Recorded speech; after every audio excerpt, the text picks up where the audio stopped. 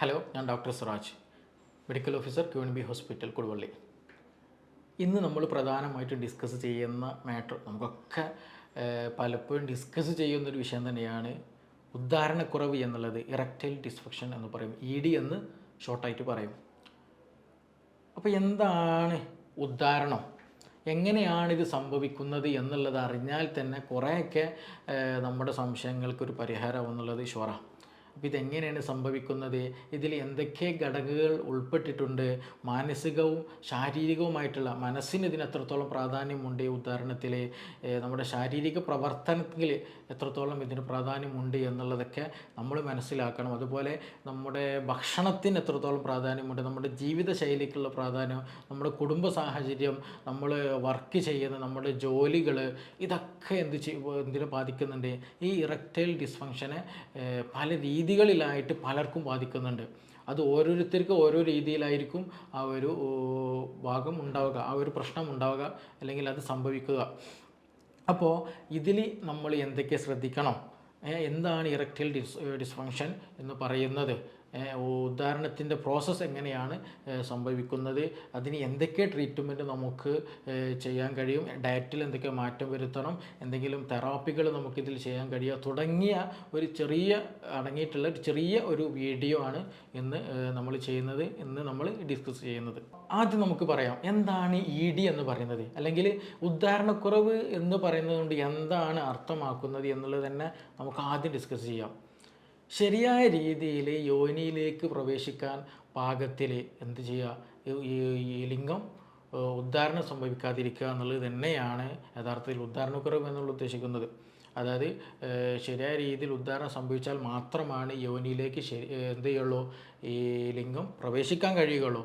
അപ്പോൾ ചില ആളുകൾക്ക് എന്ത് സംഭവിക്കും, ഈ ഉദ്ധാരണം നടക്കാത്തത് കൊണ്ട്, അല്ലെങ്കിൽ ചെറിയ രൂപത്തിൽ അതിന് കൃത്യമായിട്ടൊരു ബലം എത്താത്തത് കൊണ്ട്, പൂർണ്ണമായിട്ടൊരു ബലം എത്താത്തത് കൊണ്ട് എന്ത് ചെയ്യില്ല, ശരിയായ രീതിയിൽ ലിംഗം പ്രവേശിക്കില്ല. ഇനി പ്രവേശിച്ചാൽ തന്നെ വീണ്ടും അതെന്ത് ചെയ്യും, പഴയ ഒരു രീതിയിലേക്ക്, ഉദ്ധരിക്കാത്ത ഒരു രീതിയിലേക്ക് മാറുകയും ചെയ്യും. അപ്പോൾ ഇതിന് ഒരുപാട് കാരണങ്ങളുണ്ട്. ഇതിന് പല ധാരണകളിൽ ഒന്നാണ് ഈ ഒരു വിഷയത്തിൽ വയസ്സിന് ഇതിനെന്തെങ്കിലും റോളുണ്ടോ എന്നുള്ളത്. പക്ഷെ യഥാർത്ഥത്തിൽ വയസ്സിന് ഇതിന് കാര്യമായിട്ട് റോളുകളില്ല. വയസ്സിന് ഇത് എല്ലാ പ്രായക്കാർക്കും ഉണ്ടാകും.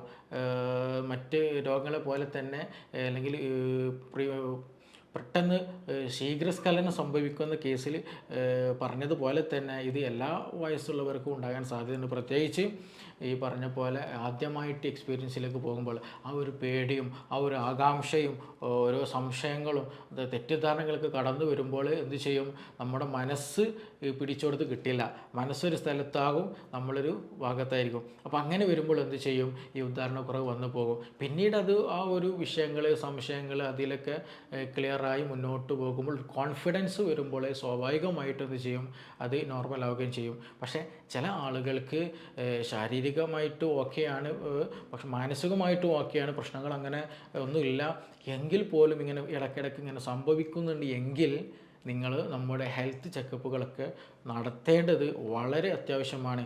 അത് എന്തിനെന്നുള്ളൊരു സംശയം ഉണ്ടാവും. അപ്പോൾ എന്താണ് ഉദ്ധാരണം, അല്ലേ? ഉദാഹരണം എന്താണെന്ന് മനസ്സിലാക്കിയാൽ അതിൻ്റെ ഒരു പ്രൊസീജിയർ നമുക്ക് മനസ്സിലാക്കി, അതിൻ്റെ ഒരു ഫിസിയോളജി നമുക്ക് മനസ്സിലാക്കാൻ കഴിഞ്ഞാൽ ഏകദേശം ഒരു റൂട്ട് നമുക്ക് തിരിച്ചറിയാൻ കഴിയും. നമ്മുടെ ഈ പുരുഷലിംഗം എന്ന് പറയുന്നത് ഒരു സ്പോഞ്ച് പോലെയാണ്, അല്ലേ? നമ്മളൊരു സ്പോഞ്ച് എന്താ പറയുക, ഒരു വെള്ളത്തിൽ മുക്കിയെടുത്താൽ അതിലൊന്നാകെ വെള്ളം നിറഞ്ഞിട്ടുണ്ടാകും, അല്ലേ? അതിങ്ങനെ പ്രസ് ചെയ്ത് കൊടുത്താൽ വെള്ളം തിരിച്ചു പോയിട്ട് സ്പോഞ്ച് പഴയ പോലെ തന്നെയാകും. എന്നതുപോലെ ഒരു സ്പോഞ്ചി നാച്ചുറാണ് യഥാർത്ഥത്തിൽ ലിംഗത്തിലുള്ള മസിലിനുള്ളത്. മനസ്സിലായില്ലേ? അപ്പോൾ നമ്മൾ ബന്ധപ്പെടാൻ പോകുന്ന സമയത്ത്, അതിലേക്ക് മുന്നിട്ടിറങ്ങുന്ന സമയത്ത് അതിന് സ്പർശനം അല്ലെന്നുണ്ടെങ്കിൽ മറ്റു എന്തെങ്കിലും ഒരു സിഗ്നലുകൾ, നമുക്ക് സെക്ഷലി നമുക്ക് താല്പര്യം വരുന്ന എന്തെങ്കിലും കാണുക, കേൾക്കുക, അതുമായി അങ്ങനെയുള്ള എന്തെങ്കിലും ഒരു പ്രോസസ്സുകൾ നടക്കുമ്പോൾ അതിൻ്റെ ഒരു സിഗ്നൽ നമ്മുടെ ബ്രെയിനിലേക്ക് എത്തും. ആ ഒരു സിഗ്നൽ എന്ത് ചെയ്യും, തിരിച്ച് ബ്രെയിൻ അതിനുള്ള മെസ്സേജ് ലിംഗത്തിലേക്ക് തിരിച്ച് റിട്ടേൺ അയക്കും. ആ മെസ്സേജിൽ വേറൊന്നുമില്ല, എന്താ ഉണ്ടാവില്ലേ, ആ മെസ്സേജിലൂടെയാണ് പിന്നീട് ഈ സ്പോഞ്ച്, ഞാൻ പറഞ്ഞല്ലോ നമ്മുടെ ലിംഗം എന്ന് പറയുന്നത് ഒരു സ്പോഞ്ച് നാച്ചുറാണ്. അപ്പോൾ അങ്ങനെ വരുമ്പോൾ ആ ഒരു മെസ്സേജ് ബ്രെയിനിൽ നിന്ന് ലിംഗത്തിലേക്ക് വരുന്നതോട് കൂടിയിട്ട് അവിടെ തൊട്ടടുത്തുള്ള രക്തക്കുഴലിൽ നിന്ന് ഈ സ്പോഞ്ചി ആയിട്ടുള്ള ഒരു മസിലുകളിലേക്ക് എന്ത് ചെയ്യും, ഈ രക്തം ഉള്ളിലേക്ക് കടക്കും. അങ്ങനെ വരുമ്പോൾ അതിനൊരു ദൃഢത കൈവരും. അതൊരു വടി പോലെ അല്ലെങ്കിൽ നല്ല സ്ട്രോങ് ആയിട്ട് നിൽക്കും എന്നുള്ളതാണ്. അപ്പോൾ ഞാൻ ഇതെങ്ങനെ സംഭവിക്കുന്നത്, ആദ്യം നമുക്ക് സെക്ഷനോട് താല്പര്യം തോന്നുക, അതിനുള്ള ഒരു ത്വര വരുന്ന സമയത്ത്, ഒരാഗ്രഹം വരുന്ന സമയത്ത് എന്ത് ചെയ്യും, നമ്മുടെ ബ്രെയിന് ഒരു മെസ്സേജ് നമ്മുടെ ലിംഗത്തിലേക്ക്, അവിടെയുള്ള ബ്ലഡ് വെസലിലേക്ക്, അവിടെയുള്ള മസിലുകളിലേക്ക് കൊടുക്കും. ആ മെസ്സേജ് പ്രകാരം എന്ത് ചെയ്യും, അവിടെ ഒരു കെമിക്കൽസിൻ്റെ പ്രസൻസ് പ്രകാരം അത് അവിടേക്ക് നമ്മുടെ ലിംഗത്തിലുള്ള മസിലുകളിലേക്ക് ബ്ലഡ് കടക്കുകയും അങ്ങനെ ബ്ലഡ് നിറയുമ്പോൾ അതൊരു സ്ട്രോങ് ആയിട്ട് നിൽക്കും എന്നുള്ളതാണ്. അപ്പോൾ സ്വാഭാവികമായിട്ടും എന്താണ് അപ്പോൾ ഉദ്ധാരണക്കുറവ് എന്ന് പറയുന്നത്, ശരിയായ രീതിയിൽ ആ ബ്ലഡ് അവിടെ എത്തുന്നില്ല. അതാണ് സിമ്പിളായിട്ട് പറഞ്ഞാൽ ഉദ്ധാരണക്കുറവ് എന്ന് പറയുന്നത്. മനസ്സിലായില്ലേ? അപ്പോൾ ഞാനതുകൊണ്ടാണ് ആദ്യം പറഞ്ഞത്, ഈ നമുക്ക് ഉദ്ധാരണക്കുറവ് വീണ്ടും വീണ്ടും ഇടയ്ക്ക് നടക്കുന്നില്ല എങ്കിൽ ശരിക്കും അവിടെ എന്തെന്നില്ല, ബ്ലഡ് എത്തുന്നില്ല.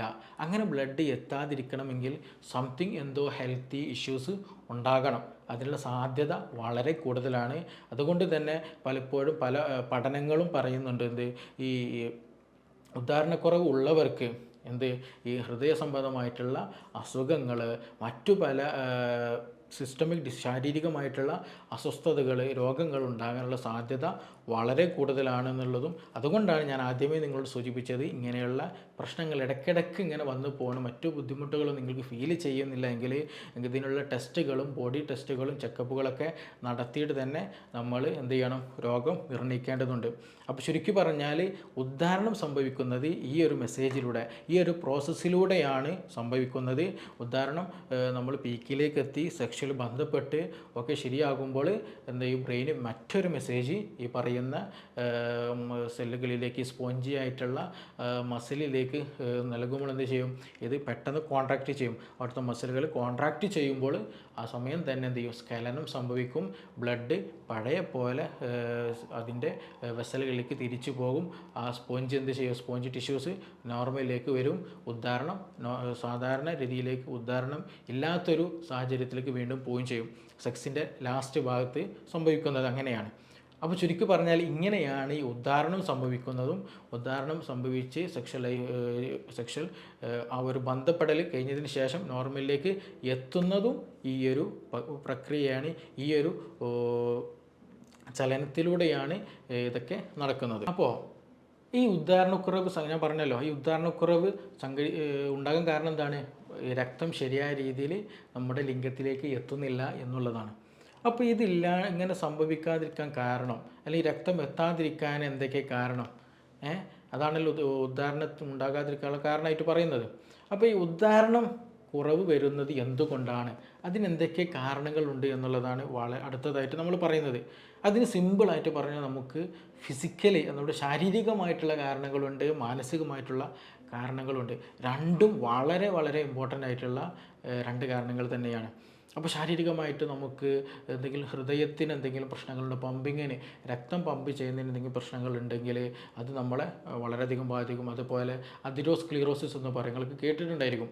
ഈ രക്തക്കുഴലുകളിൽ എന്ത് ചെയ്യും, നമ്മൾ കൊഴുപ്പ് വന്നിട്ടൊക്കെ അടിഞ്ഞു കൂടും. അപ്പോൾ എന്ത് ചെയ്യും, ഈ കുഴലിൻ്റെ വ്യാസം, അതിനുള്ളിലുള്ള ദ്വാരം, രക്തം കടന്നു പോകുന്ന സ്പേസ് കുറയും. അപ്പോൾ കുറഞ്ഞ രീതിയിൽ രക്തം പാസ് ചെയ്യുകയുള്ളൂ. അങ്ങനെയൊക്കെ വന്നാൽ ശരിയായ രീതിയിൽ രക്തം പമ്പിങ് നടക്കില്ല. അതുപോലെ നല്ല പൊണ്ണത്തടി ഉണ്ടാവുക, അവർക്കും എന്താണ്, ഇതിനുള്ള സാധ്യത വളരെ കൂടുതലാണ്. അതേപോലെ ആൽക്കഹോൾ, അധികമായിട്ട് വെള്ളമടി ശീലമുണ്ടെങ്കിൽ, അതേപോലെ സ്മോക്കിംഗ് ഇതിന് വളരെ ഇഷ്യൂസ് ഉണ്ടാക്കുന്നതാണ്. ഇങ്ങനെയുള്ളവർക്ക് ഇത് വരാനുള്ള സാധ്യത വളരെ കൂടുതലാണ്. ഇതൊക്കെ തന്നെയാണ് മനസ്സിലാക്കേണ്ടത്, ഹാർട്ട് അറ്റാക്കിൻ്റെയൊക്കെ ഇഷ്യൂസ് ഉള്ളവർ. അപ്പോൾ അതുകൊണ്ട് തന്നെ ഇങ്ങനെയുള്ള അസുഖങ്ങളുള്ളവരും എന്ത് ചെയ്യണം, ഇങ്ങനെയുള്ള ഉദ്ധാരണക്കുറവിനുള്ള സാധ്യത അവർക്ക് വളരെ കൂടുതലാണ്. അതേപോലെ കൊളസ്ട്രോൾ കൂടുക, ബ്ലഡ് പ്രഷർ കൂടുതൽ ആളുകൾ, ഇവർക്കൊക്കെ എന്താണ്, ഈ ഒരു അസുഖം വരാനുള്ള, ഈ ഒരു സംഗതി വരാനുള്ള സാധ്യത വളരെ കൂടുതലാണ്. അതിൻ്റെ കൂടെ തന്നെ 50 വയസ്സിൽ കൂടുതലുള്ളവർക്ക് 50 വയസ്സിന് അവർക്ക് എന്താ വെച്ചിട്ടുണ്ടെങ്കിൽ പ്രായം കൂടുന്നതിൻ്റെ ഫലമായിട്ട് പൊതുവേ ഫിസിക്കൽ എന്ത് ചെയ്യും, ഒരു ഫിറ്റ്നസ് കുറവുണ്ടായിരിക്കും. ഫിസിക്കലി ഫിറ്റ്നസ് കുറവുള്ളത് കൊണ്ടും ആ ഒരു മസിലിൻ്റെ ഫിറ്റ്നസ് കുറവ് വരുന്നത് കൊണ്ടും അതിൻ്റേതായിട്ടുള്ള ഒരു പ്രവർത്തനത്തിൽ ഒരു വീക്ക്നെസ് ഉണ്ടാകാറുണ്ട്. അതും ഇതിൽ വളരെ പ്രധാനമാണ് വയസ്സിൻ്റെ കാര്യത്തിൽ. അത് എല്ലാവർക്കും ഉണ്ടാകണം എന്നില്ല. പൊതുവേ നമ്മൾ പുരുഷന്മാർക്ക് 80 വയസ്സ് വരെയൊക്കെ എന്ത് ചെയ്യാൻ ബന്ധപ്പെടാനുള്ള കഴിവും അതിനുള്ള ഫിറ്റ്നസ്സും ഉണ്ടാകാറുണ്ട്.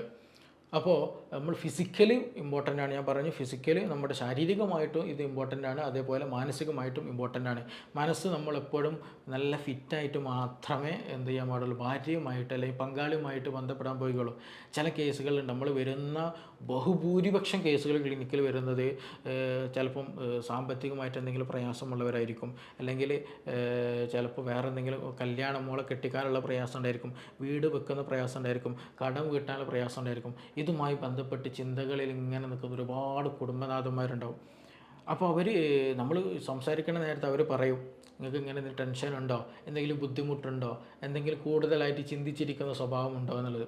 അപ്പോൾ നമ്മൾ പങ്കാളിയുടെ അടുത്ത് റൂമിൽ കയറി കഴിഞ്ഞാൽ ബന്ധപ്പെടാൻ പോകുന്ന സമയത്ത് എന്ത് ചെയ്യണം, നമ്മുടെ മൈൻഡും അവിടെ പ്രസൻ്റ് ആയിരിക്കണം, നമ്മുടെ ബോഡിയും പ്രസൻ്റ് ആയിരിക്കണം. പക്ഷെ മിക്ക കേസുകളിൽ ക്ലിനിക്കിൽ വരുന്ന ഒരുപാട് കേസുകളിൽ എന്താണ്, ഫിസിക്കലി ആൾ അവിടെ ഉണ്ടാകും, ഭാര്യയുടെ കൂടെ ഉണ്ടാകും, പങ്കാളിയുടെ കൂടെ ഉണ്ടാകും, പക്ഷേ മെൻ്റലി ചിലപ്പോൾ നാളെ രാത്രി കിടക്കുന്ന സമയത്ത് ഒന്നെങ്കിൽ നാളെ എന്തെങ്കിലും കടയിൽ സാധനം ഇറക്കാളെ, അല്ലെങ്കിൽ കടക്കാരൻ വരുന്ന കേസ്, അല്ലെങ്കിൽ ജപ്തിയുടെ വിഷയം, മോളെ കെട്ടിക്കാനുള്ള കാര്യം, നാളെ വേറെ എന്തൊക്കെ ചെയ്യാനുണ്ടോ, ഇനി ഭാവിയിൽ എന്തൊക്കെ പ്ലാൻ ചെയ്യണം, അല്ലെങ്കിൽ ഇന്ന് ഇങ്ങനെ സംഭവിച്ചു പോയല്ലോ, അങ്ങനെയുള്ള മറ്റു പല എക്സ്റ്റേണൽ ചിന്തകളാണ് ഉണ്ടാവുക. അപ്പോൾ അങ്ങനെ ആകുമ്പോൾ എന്താണ്, നമ്മുടെ കോൺസെൻട്രേഷൻ ഒരിക്കലും സെക്സിലേക്ക് എത്തുകയില്ല. വെറും കാട്ടിക്കൂട്ടലുകളായിട്ട് എന്തെങ്കിലും ഒരു അഡ്ജസ്റ്റ്മെൻറ്റിൽ നീങ്ങലായിരിക്കും. അങ്ങനെ ആയിക്കഴിഞ്ഞാൽ ശരിയായ ഉദ്ധാരണം നടക്കില്ല, പങ്കാളികൾക്ക് അത് വളരെ വിഷമം ഉണ്ടാകും, അവർക്കത് മാനസികമായിട്ടും ശാരീരികമായ തളർച്ച ഉണ്ടാക്കുന്ന ഒരു സംഗതിയാണ്.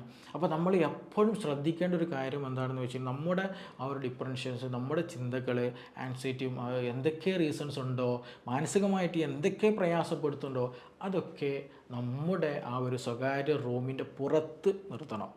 ഒരിക്കലും നമ്മുടെ ബെഡ്റൂമിലേക്ക് ഇങ്ങനെയുള്ള ചിന്തകൾ, നമ്മുടെ ഇങ്ങനെയുള്ള പ്രശ്നങ്ങൾ എന്ത് ചെയ്യരുത്, ബെഡ്റൂമിൻ്റെ ഉള്ളിലേക്ക് നമ്മൾ ഒരിക്കലും കൊണ്ടുവരരുത്.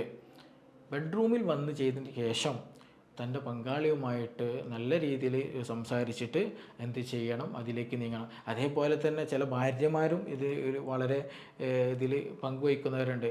ബെഡ്റൂമിൽ എത്തിക്കഴിഞ്ഞാൽ അതുപോലെ വീട്ടിൽ നടന്നതും വീട്ടിലില്ലാത്ത പ്രശ്നങ്ങളും വീട് എങ്ങനെ ഉഷാറാക്കണം എന്നുള്ളതും, പിന്നെ മറ്റു കുടുംബത്തിലുള്ള പ്രശ്നങ്ങൾ, അമ്മായിമ്മപ്പോരും മറ്റും ഇങ്ങനെയുള്ള പ്രശ്നങ്ങളൊക്കെ, നാത്തൂൻ്റെ വിഷയങ്ങൾ കാര്യങ്ങൾ പറയുന്നതിൽ കൂടിയിട്ട് എന്തായി, ഭർത്താവിൻ്റെ മൈൻഡ് ഫീൽഡ് ഔട്ടായി, മൈൻഡ് അവിടെ കിട്ടില്ല. അപ്പോൾ ശരീരമേ അവിടെ ഉണ്ടാവുകയുള്ളൂ, മനസ്സ് എവിടെ ഉണ്ടാകില്ല, അവിടെ ഉണ്ടാകില്ല. മനസ്സും ശരീരവും അവിടെ കേന്ദ്രീകരിക്കുമ്പോൾ മാത്രമാണ് ശരിയായ സെക്ഷൽ ലൈഫ് നമുക്ക് ആസ്വദിക്കാൻ കഴിയുകയുള്ളൂ. അതേപോലെ തന്നെയാണ് ചില ആളുകൾ എന്ത് ചെയ്യും, ഈ ഭർത്താവിന് ഇങ്ങനെ എന്തെങ്കിലും ഇഷ്യൂസ് വന്നാൽ അതിനെ കളിയാക്കി പറയുന്ന ഒരുപാട് പേരുണ്ട്. അത് സ്വകാര്യമായിട്ട് ചെയ്യുന്നതാണ്, പക്ഷെ അവർക്ക് അത് അത്രത്തോളം ഫീൽ ചെയ്യുന്നതാണ്. അപ്പോൾ നമ്മൾ ഒരാളെ മോശമാക്കിയിട്ട് പറയാം, ഇങ്ങനെ എന്തെങ്കിലും അസ്വസ്ഥതകൾ തൻ്റെ പങ്കാളിക്ക് വരുമ്പോൾ അതൊരു കുറവാക്കിയിട്ട് കാണരുത്. ഞാനും പാദ്യം എന്ന് പറയുന്നത് വെറുതെ അല്ല. അവർക്ക് എന്തൊക്കെ പ്രശ്നമുണ്ടോ അത് എൻ്റേതും കൂടെയാണ് പ്രശ്നം എന്നുള്ളത് തൻ്റെ പങ്കാളി മനസ്സിലാക്കിയിട്ട്, ഭർത്താവിന് എന്തെങ്കിലും പ്രശ്നങ്ങളുണ്ടെങ്കിൽ ഭാര്യ മനസ്സിലാക്കിയിട്ട് അത് ഉൾക്കൊണ്ടുകൊണ്ട് ഭർത്താവിൻ്റെ കൂടെ നിൽക്കുമ്പോൾ മാത്രമാണ് ഒരു കുടുംബജീവിതം നമുക്ക് കെട്ടിപ്പടുക്കാൻ കഴിയുകയുള്ളൂ. അപ്പോൾ അതുകൊണ്ട് തന്നെ ഇങ്ങനെയുള്ള സെക്ഷൽ ലൈഫ് അതിൽ വളരെ പ്രാധാന്യം വഹിക്കുന്നതാണ്. അപ്പോൾ അതുകൊണ്ട് ഇങ്ങനെ എന്തെങ്കിലും ഇഷ്യൂസ് കാര്യങ്ങളുണ്ടെങ്കിൽ അതിനൊരു സപ്പോർട്ടും കൊടുക്കുകയും, കൂടാതെ അതിന് കൂടെ തന്നെ അതിന് വേണ്ട രീതിയിലുള്ള ഡോക്ടേഴ്സിനെ കാണുകയും അവരുടെ ഒരു നിർദ്ദേശം സ്വീകരിച്ചിട്ട് ചെയ്യേണ്ടതുമാണ്. ഇതിന് ട്രീറ്റ്മെൻറ്റിൽ ഞാൻ നേരത്തെ പറഞ്ഞു ഒരുപാട് അസുഖങ്ങൾ അല്ലെങ്കിൽ ഒരുപാട് കാരണങ്ങൾ എന്തുണ്ട് ഇതുണ്ടാകാൻ ചാൻസ് ഉണ്ട്. Vascular disease, heart disease, liver disease, kidney disease, അതുപോലെയുള്ള ഒരുപാട് ഡിസീസുകൾ, ജനറൽ ഡിസീസുകൾ, ജനറലായിട്ടുള്ള പ്രശ്നങ്ങൾ പലതും ഈ ഒരു പറയുന്ന ഈ ഉദാഹരണക്കുറവിന് കാരണമാകാറുണ്ട്. അപ്പോൾ അതുകൊണ്ട് തന്നെ ഇതിനുള്ള ടെസ്റ്റുകൾ വളരെ ബ്ലഡ് ടെസ്റ്റുകളും മറ്റു ടെസ്റ്റുകളും കാര്യങ്ങളും ചെയ്തിട്ട് എന്താണ് ഇതിന് റീസൺ എന്നുള്ളത് നമ്മൾ ഉറപ്പ് വരുത്തണം. മാനസികമായിട്ടുള്ള പ്രശ്നങ്ങൾ എന്തെങ്കിലും ബുദ്ധിമുട്ടോ ഉണ്ടെങ്കിൽ അത് അതിൻ്റെ പങ്കാളിയുമായിട്ട് ഡിസ്കസ് ചെയ്യുക. ഒന്ന് ഓപ്പണായിട്ട് എന്ത് ചെയ്യുക, പരസ്പരം വന്ന് മറ്റു കാര്യങ്ങൾ, വീട്ടിലത്തെ കാര്യങ്ങൾ, നാട്ടിലത്തെ കാര്യങ്ങളും ചുറ്റുപാടത്തെ വിഷയങ്ങളൊക്കെ ഒഴിവാക്കിയിട്ട് ആ പങ്കാളികൾ തമ്മിലുള്ള പ്രശ്നങ്ങൾ, അവർ തമ്മിലുള്ള മനസ്സിലുള്ള ഇഷ്യൂസ് ഒന്ന് ഓപ്പണായിട്ട് ഡിസ്കസ് ചെയ്താൽ തന്നെ എന്ത് ചെയ്യും, ഒരു ഫ്രീ മൈൻഡായി കിട്ടും. അങ്ങനെ ഒരു മൈൻഡിലെ സെറ്റിലേക്ക് പോയാൽ തന്നെ ഒരുപാട് പ്രശ്നങ്ങൾ സോൾവ് ആക്കാൻ നമുക്ക് കഴിയും. അതിന് കൂടെ തന്നെ എന്ത് ചെയ്യാൻ വീണ്ടും ഉറപ്പിക്കുകയാണ്, നമ്മൾ എന്ത് ചെയ്യണം, ഇങ്ങനെ ബുദ്ധിമുട്ടുണ്ടെങ്കിൽ ഒന്ന് ഡോക്ടറെ കണ്ടിട്ട് എന്തെങ്കിലും പ്രശ്നങ്ങളുണ്ടോ, വാസ്കുലർ ഡിസീസ് ഉണ്ടോ, ഇനി അതല്ല വേറെ എന്തെങ്കിലും കിഡ്നി ഡിസീസ് ഉണ്ടോ, ലിവർ ഡിസീസ് കാരണമായിട്ടാണോ എന്നുള്ളത് കൂടെ ശ്രദ്ധിക്കണം. പലരും എന്ത് ചെയ്യും, പല മെഡിസിൻസ്, ആയുർവേദ മെഡിസിൻസും മോഡേൺ മെഡിസിൻസൊക്കെ എന്ത് ചെയ്യും, ഉപയോഗിക്കും. ഒരുപാട് മാർക്കറ്റുകൾ എന്താണ് ഇതുപോലുള്ള മെഡിസിൻസ്, ചിലപ്പോൾ ഒരു അഡ്രസ്സും ഇല്ലാത്ത ഒരുപാട് മെഡിസിൻസ് ഉണ്ട്, ക്രീമുകളുണ്ട്, ക്യാപ്സൂളുകളുണ്ട്, സ്പ്രേകളൊക്കെ ഉണ്ട്. ഇതിന് ഒരുപാട് ട്രീറ്റ്മെൻറ്റ്സ് ഉണ്ട്, നോർമലായിട്ട് ചെയ്യാവുന്ന ട്രീറ്റ്മെൻറ്റ്സും ഇതിലുണ്ട്. അപ്പോൾ അതുകൊണ്ട് നമ്മൾ ശരിയായ രീതിയിൽ ട്രീറ്റ് ചെയ്തില്ല എങ്കിൽ പലപ്പോഴും പല കെണികളിൽ നമ്മൾ വിട്ടുപോകും. പലതും നമ്മൾ മെഡിസിൻ കഴിക്കും, നമ്മൾ ലിവർ പ്രശ്നമായിട്ടുണ്ടാവും, കിഡ്നി പ്രശ്നമായിട്ടുണ്ടാവും. പക്ഷേ നമ്മൾ കഴിച്ചതോ അല്ലെങ്കിൽ എനിക്കിങ്ങനെ പ്രശ്നമുള്ളതോ ഒരാൾ അറിഞ്ഞാൽ മോശമായി പോകുമെന്ന് ഒരു ധാരണ ഉള്ളത് കൊണ്ട് എന്ത് ചെയ്യും, ഇത് ആരോടും പറയില്ല, ആരുമായിട്ട് പങ്കുവെക്കുകയില്ല, അങ്ങനെ മൂടി വെച്ച് പോകും. അപ്പോൾ അതുകൊണ്ട് തന്നെ നിങ്ങളിത് സ്വയം ചികിത്സ നടത്താതെ എന്താണ് എനിക്കിതിനുള്ള കാരണം എന്നുള്ളത് എന്ത് ചെയ്യണം, നിങ്ങൾ മനസ്സിലാക്കൽ നിർബന്ധമാണ്. നമുക്കിതിന് മറ്റു മെഡിക്കൽ ട്രീറ്റ്മെൻറ്റുകളുണ്ട്, തെറാപ്പികളുണ്ട്, അങ്ങനെ ഒരുപാട് സംവിധാനങ്ങൾ ഇന്ന് അവൈലബിൾ ആണ്. ഒരുപാട് ടെസ്റ്റുകൾ നടത്തിയിട്ട് തന്നെ നമ്മൾ എന്ത് ചെയ്യണം, ഇതിൻ്റെ കാരണം എന്താണെന്ന് നമ്മൾ മനസ്സിലാക്കിയെടുക്കുക തന്നെ വേണം. അതിനനുസരിച്ചിട്ടാണ് നമ്മൾ ട്രീറ്റ്മെൻറ്റ് ചെയ്യേണ്ടത്. അതിന് കൂടെ തന്നെ നമ്മൾ ഭക്ഷണം വളരെ ഇമ്പോർട്ടൻ്റ് ആണ്, ഉറക്കം വളരെ ഇമ്പോർട്ടൻ്റ് ആണ്. നന്നായിട്ട് ഉറങ്ങണം. ഉറങ്ങിയാൽ മാത്രമാണ് ശരീരത്തിന് സ്ട്രെങ്ത്ത് കിട്ടുകയുള്ളൂ. നമ്മുടെ സെൽ റിപ്പയറിങ് നടക്കുന്നത്, സെൽ ഗ്രോത്ത് കൂടുതൽ ഉണ്ടാകുന്നത്, എൻസൈംസ് പ്രൊഡ്യൂസ് ചെയ്യുന്നത്, ഹോർമോൺസ് പ്രൊഡ്യൂസ് ചെയ്യുന്നത്, അങ്ങനെയുള്ള ശരീരത്തിൽ ഉണ്ടാകുന്ന പല മെക്കാനിസങ്ങൾ നടക്കുന്നത് എപ്പോഴാണ്, രാത്രി സമയങ്ങളിലാണ്, ഉറങ്ങുന്ന സമയങ്ങളിലാണ്. അപ്പോൾ ശരിയായ രീതിയിൽ ഉറക്കം ലഭിച്ചാൽ മാത്രമേ നമുക്ക് നല്ല രീതിയിൽ സ്ട്രെങ്തനായിട്ടുള്ള ബോഡി നമുക്ക് കിട്ടുകയുള്ളൂ. ഇല്ലെങ്കിൽ ബോഡി പെട്ടെന്ന് ക്ഷീണിച്ചു പോകും. അപ്പോൾ അതും നമ്മുടെ ശരീരത്തിന് ദോഷകരമായിട്ട് ബാധിക്കുകയുള്ളൂ, ബന്ധങ്ങൾക്ക് ദോഷകരമായിട്ട് ബാധിക്കുകയുള്ളൂ. അപ്പോൾ നമ്മൾ നന്നായിട്ട് ഉറങ്ങണം, നല്ല വെള്ളം കുടിക്കണം, നല്ല ഭക്ഷണം കഴിക്കണം. ഈ ഭക്ഷണം കഴിക്കുക എന്ന് പറയുമ്പോൾ കുറേ ചോറ് തിന്നുക ഇങ്ങനെ ധരിക്കരുത്. ഭക്ഷണത്തിൻ്റെ കാര്യത്തിൽ എപ്പോഴും ശ്രദ്ധിക്കേണ്ടത് അത് ക്വാണ്ടിറ്റി ഇമ്പോർട്ടൻ്റ് ആണ്, ക്വാളിറ്റിയും ഇമ്പോർട്ടൻ്റ് ആണ്. ക്വാണ്ടിറ്റി ഇമ്പോർട്ടൻ്റ് ആണ്, ക്വാളിറ്റി ഇമ്പോർട്ടൻ്റ്. നമ്മൾ അന്നജം വേണം, ഫൈബേഴ്സ് വേണം, പ്രോട്ടീൻ വേണം, വൈറ്റമിൻസ് വേണം, മിനറൽസ് വേണം, വെള്ളം വേണം. ഇത് എല്ലാം കൂടി ആവശ്യത്തിന് കഴിക്കുക എന്നുള്ളതാണ് ഇമ്പോർട്ടൻ്റ്. അങ്ങനെ കഴിച്ചാൽ മാത്രമാണ് നമുക്ക് സെൽ ഹോർമോണുകൾ പ്രൊഡ്യൂസ് ചെയ്യുക, എൻസൈംസുകൾ നല്ലോണം പ്രൊഡ്യൂസ് ചെയ്യുക, അതുപോലെ ഗ്രോത്ത് ഉണ്ടാവുകയുള്ളൂ. അപ്പോൾ അതെന്ത് ചെയ്യണം, നമ്മൾ വളരെയധികം നമ്മുടെ ലൈഫ് സ്റ്റൈൽ ശ്രദ്ധ ചെലുത്തണം. അങ്ങനെ ശ്രദ്ധ ചെലുത്തിയാൽ പരസ്പരം പങ്കാളികൾ മനസ്സിലാക്കിയിട്ട് വേണ്ട ട്രീറ്റ്മെൻറ്റ് ഡോക്ടേഴ്സിനെ കണ്ടിട്ട് അതെടുത്തുകൊണ്ട് എന്ത് ചെയ്യണം, മെല്ലെ മെല്ലെ അത് റെഡിയാക്കി കൊണ്ടുവന്നാൽ നല്ല രീതിയിൽ നമുക്ക് സെക്ഷൽ ലൈഫ് ആസ്വദിക്കാനും നല്ലൊരു കുടുംബം നമുക്ക് കെട്ടിപ്പടുക്കാനും കഴിയുകയുള്ളൂ. പിന്നെ ഇതിൽ എന്തെങ്കിലും സംശയങ്ങൾ, ബുദ്ധിമുട്ടുകൾ എന്തെങ്കിലും ചോദിച്ചറിയാനുണ്ടെങ്കിൽ താഴെ കാണുന്ന നമ്പറിൽ എന്ത് ചെയ്യാം, നിങ്ങൾക്ക് ബന്ധപ്പെടാവുന്നതാണ്, കോൺടാക്റ്റ് ചെയ്യാവുന്നതാണ്. തീർച്ചയായും നമുക്ക് ഇനി മറ്റൊരു വീഡിയോയുമായിട്ട് മറ്റൊരു വിഷയവുമായി ബന്ധപ്പെട്ട് നമുക്ക് വീണ്ടും കാണാം. Thank you.